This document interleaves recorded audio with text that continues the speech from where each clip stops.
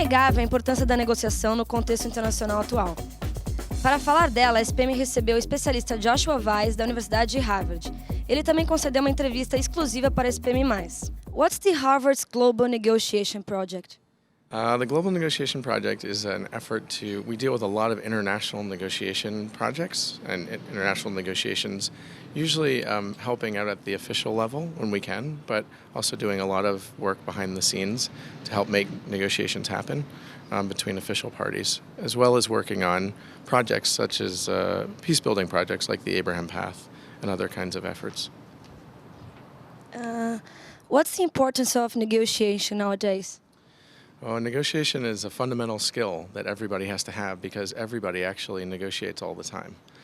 We don't tend to think about ourselves as negotiators, but we really do. From the minute you wake up, if you have a wife or children, all the way to, you're working in an organization and dealing with the challenges and problems that come up. Everybody negotiates every day. Have some countries like the BRICS changed their attitude when it comes to international negotiation due to some conditions they didn't have before, like bargaining power? Well, I think every country has had to change the way they do things, especially in the international realm, where there isn't an overarching body that dictates. So sometimes countries work from a position of power, and that's one approach, and other times they don't have it, and so they really need to exercise their negotiation skills in order to get things done. So it really depends on the way the world is at that given moment in time. Yeah, but do you think it was like a big change for Brazil, India, China? I think Brazil, India, and China are all gaining in influence, and so their negotiating positions are strengthening.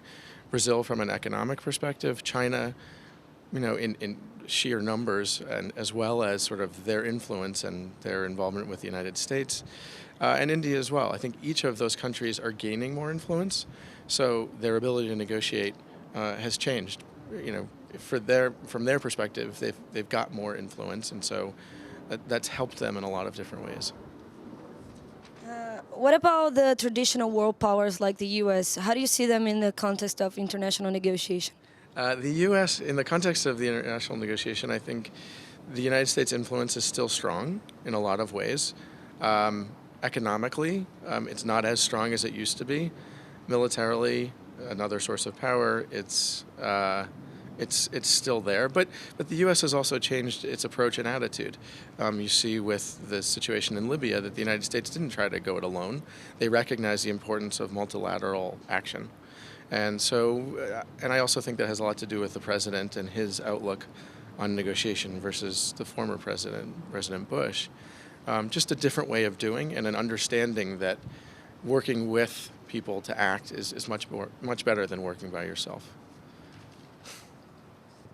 On your lecture, you talked about virtual negotiation via email, for instance.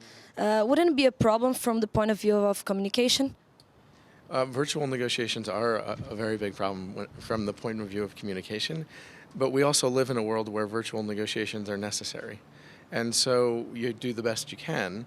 You have to just make sure that you're constantly looking out for assumptions and problems. When there's a word that might be used that has multiple meanings, you have to clarify and continually ask, much more so maybe than you would in a face-to-face negotiation where you can see people and understand whether there's confusion or not. You can't see that in a virtual negotiation, so it presents a lot of different challenges in that way.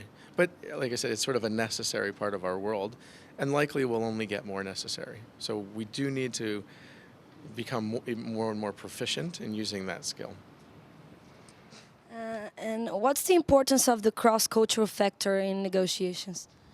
Cross-cultural aspects of negotiation are obviously fundamental at lots of different levels. The more that you, and that also happens between countries, but it also happens within organizations. Organizations have a culture, and so you see the same dynamics that play between, say, someone from Brazil and China as you might within an organization that has one norm and somebody coming from another organization might have another. You see that a lot, for example, from a business perspective. When you get mergers between two different companies, there's a cultural difference that happens.